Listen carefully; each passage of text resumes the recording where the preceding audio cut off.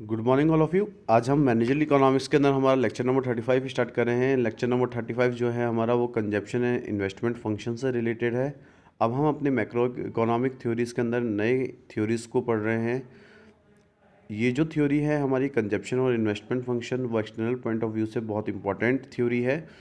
अगर आप समझेंगे बहुत ईजी वे से आप इस टॉपिक को समझ सकते हैं कि हमारा जो कंजप्शन होता है, हमारा जो इन्वेस्टमेंट फंक्शन होता है वो हमारी पूरी इनकम पे डिपेंड होता है, मीन्स हमारी ग्रॉस नेशनल इनकम पे डिपेंड होता है। तो जब हम ओवरऑल कंजप्शन या ओवरऑल इन्वेस्टमेंट देखते हैं किसी कंट्री का, तो उसके लिए हमें अपनी कंट्री की ग्रॉस नेशनल इनकम को देखना होता है, उसको एनालिसिस करना होता है, क्योंकि जिस तरीके से हमारी ग्रॉस नेशनल इनकम होगी उस तरीके से हमारा कंजप्शन होगा, उसी तरीके की हमारी इन्वेस्टमेंट्स होंगी इन फ्यूचर। तो सबसे पहले हम इस टॉपिक के अंदर ये समझेंगे कि कंजप्शन फंक्शन क्या है।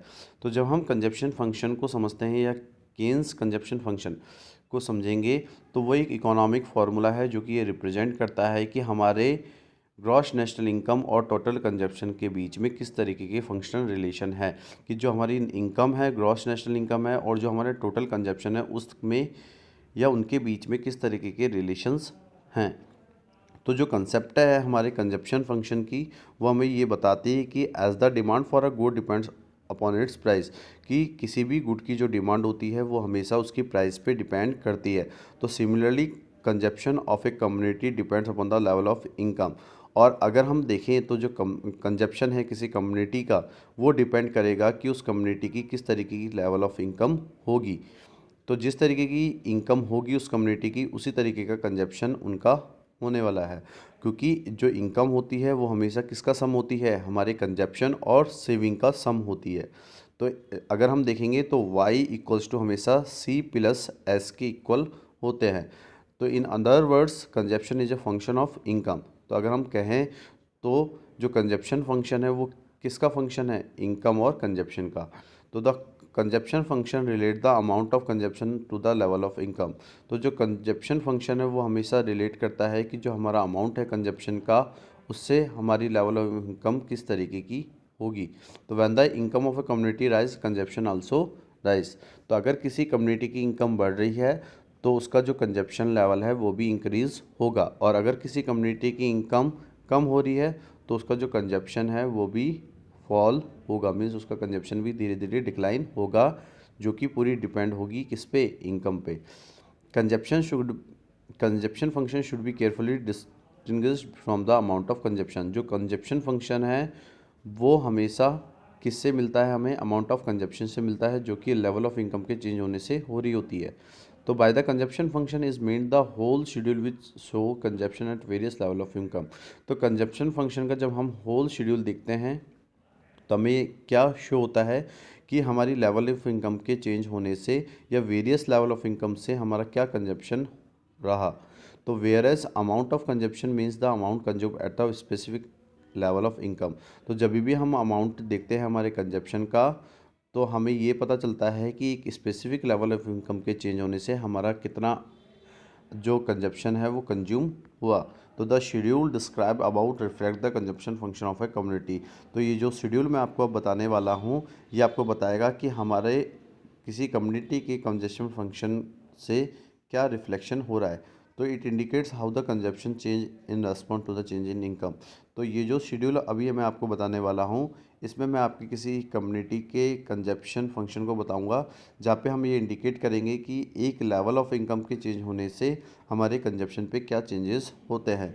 तो अगर आप यहाँ देखेंगे तो हमने यहाँ पे शेड्यूल के अंदर 4 कॉलम्स बना रखे हैं। जो पहला कॉलम है हमारा वो इनकम का है, दूसरा जो कॉलम है वो हमारा कंजप्शन का है, थर्ड कॉलम हमारा एवरेज प्रोपेंसिटी टू कंज्यूम का है, और लास्ट जो कॉलम है हमारा वो मार्जिनल प्रोपेंसिटी टू कंज्यूम का होगा।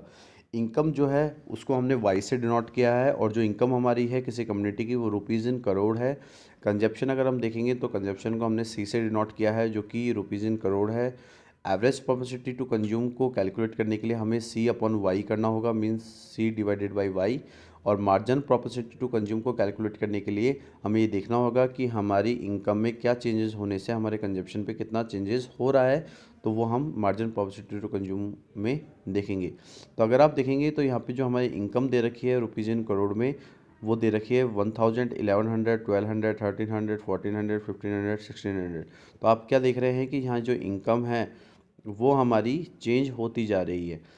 पहले जो हमारी इनकम थी वो 1000 थी, फिर 1100 हुई, फिर 1200 हुई, फिर 1300 हुई, 1400 हुई, 1500 हुई, 1600 हुई। और जो हमारा कंजप्शन है वो हमारे लेवल ऑफ इनकम के चेंज होने से, जैसे जैसे हमारी इनकम चेंज हो रही है तो जो हमारा कंजप्शन है वो भी चेंज हो रहा है। तो हमारा जो कंजप्शन था 1000 इनकम पे वो था 750, 1100 पे था वो 825, 1200 पे 900, 1300 पे 975, 1400 पे 1050, 1500 पे 1125 और 1600 इनकम पे हमारा एक कंजप्शन क्या है 1200 करोड़।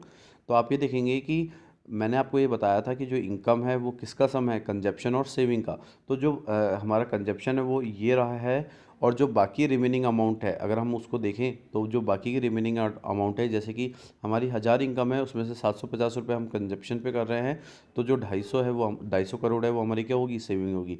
1100 करोड़ अगर हमारी इनकम है उसमें से 825 में कंजप्शन कर रहा हूँ, तो 275 मेरी क्या होगी, 275 मेरी क्या होगी, सेविंग होगी।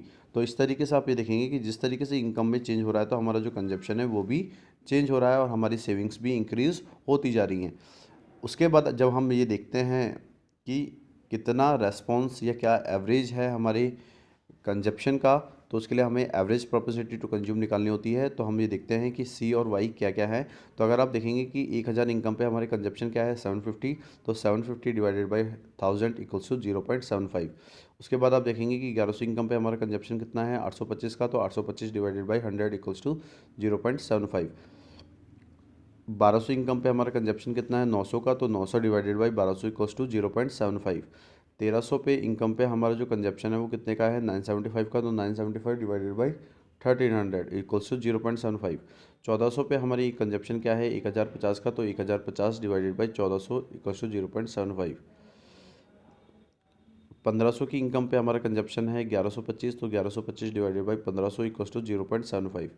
उसके बाद अगर आप देखेंगे तो 1600 इनकम पे हमारा जो कंजप्शन है वो कितने का है 1200 का, तो 1200 डिवाइडेड बाई 1600 इक्वल्स टू 0.75। तो आप ये देखेंगे कि जिस तरीके से हमारी जो इनकम है वो इंक्रीज़ हो रही है, कंजप्शन भी हमारा इंक्रीज़ हो रहा है, तो जो हमारी एवरेज प्रोपेंसिटी टू कंज्यूम है हर लेवल ऑफ इनकम पे वो क्या है, सेम है। उसके बाद जब हम देखते हैं कि मार्जिनल प्रोपेंसिटी टू कंज्यूम क्या है, तो हमें ये देखना होता है कि इनकम के चेंज होने से हमारा कंजप्शन कितना चेंज हो रहा है। तो अगर आप देखेंगे कि फर्स्ट लेवल ऑफ इनकम पे जो हमारा इनकम है उससे पहले कोई हमारी इनकम नहीं है, उससे पहले हमारा कोई कंजप्शन नहीं है, तो जो फर्स्ट लेवल ऑफ इनकम पे जो हमारे मार्जिनल प्रोपेंसिटी टू कंज्यूम होगा वो डैश होगा। लेकिन उसके बाद अगर आप देखेंगे तो 1000 के बाद हमारी इनकम कितनी चेंज हो रही है 100 की चेंज हो रही है, तो हमारी इनकम अब क्या है 1100 है, तो जो कंजप्शन है हमारा वो 750 से 825 हो गया, मीन्स कितने का चेंज हुआ 75 का चेंज हो गया। तो आप देखेंगे कि कंजप्शन कितने का चेंज हुआ 75 का, इनकम कितने की चेंज हुई 100 की, तो 75 डिवाइडेड बाई 100 इक्वल्स टू 0.75। उसके बाद आप देखेंगे कि जैसे हमारी इनकम 1100 से 1200 ही मतलब 100 का चेंज हुआ, तो हमारा जो कंजप्शन है वो 825 से 900 हुआ, तो मीन 75 का चेंज हुआ। तो फिर हम देखेंगे कि जो मार्जिनल प्रोपेंसिटी टू कंज्यूम है 1200 लेवल ऑफ इनकम पे वो क्या है 75/100 इक्वल्स टू 0.75। उसके बाद इनकम हमारी 1200 से 1300 ही, तो जो कंजप्शन हमारा वो 900 से 975 हुआ।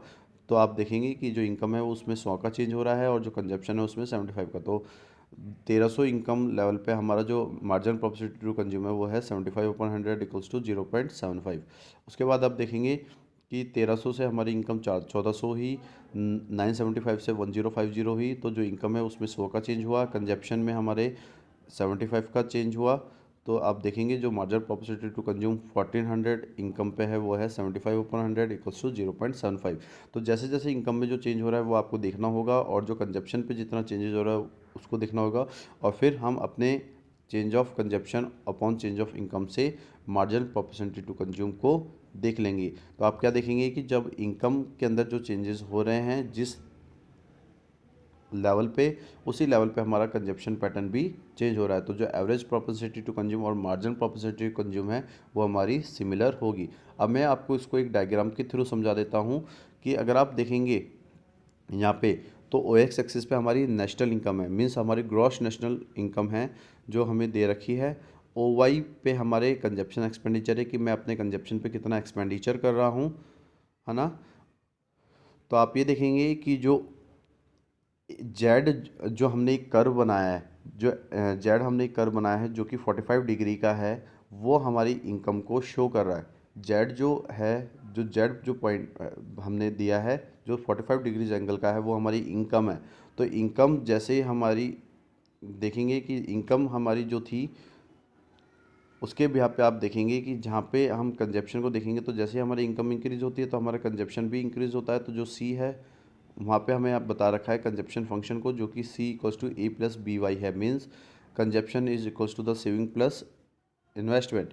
तो आप ये देखेंगे कि जहाँ पे हमारा सी और जेड इंटरसेक्ट कर रहा है, जिस पॉइंट पे इंटरसेक्ट कर रहा है, वहाँ पे एक कंज्यूमर इक्विलिब्रियम पॉइंट पे रहेगा। Means that is the point where the income and consumption are equal, जहाँ पे हमारी इनकम और कंजप्शन बराबर है। क्योंकि जिस तरीके का हमारा लेवल ऑफ इनकम होता है, उसी तरीके का हमारा कंजप्शन होता है। तो अगर आपकी इनकम 1000 है और 1000 इनकम में से आप कुछ पार्ट अपना कंजप्शन पे करते हैं, कुछ आप उसकी सेविंग करते हैं, तो आप ये देखेंगे कि जिस तरीके की आपकी इनकम होगी, उसी तरीके का आपका कंजप्शन होगा, उसी की तरीके की आपकी डिमांड अराइज होगी। तो आज का जो हमारा टॉपिक है वो मैं यहाँ कंप्लीट करता हूँ। आज के लिए इतना ही। Thank you so much and have a nice day.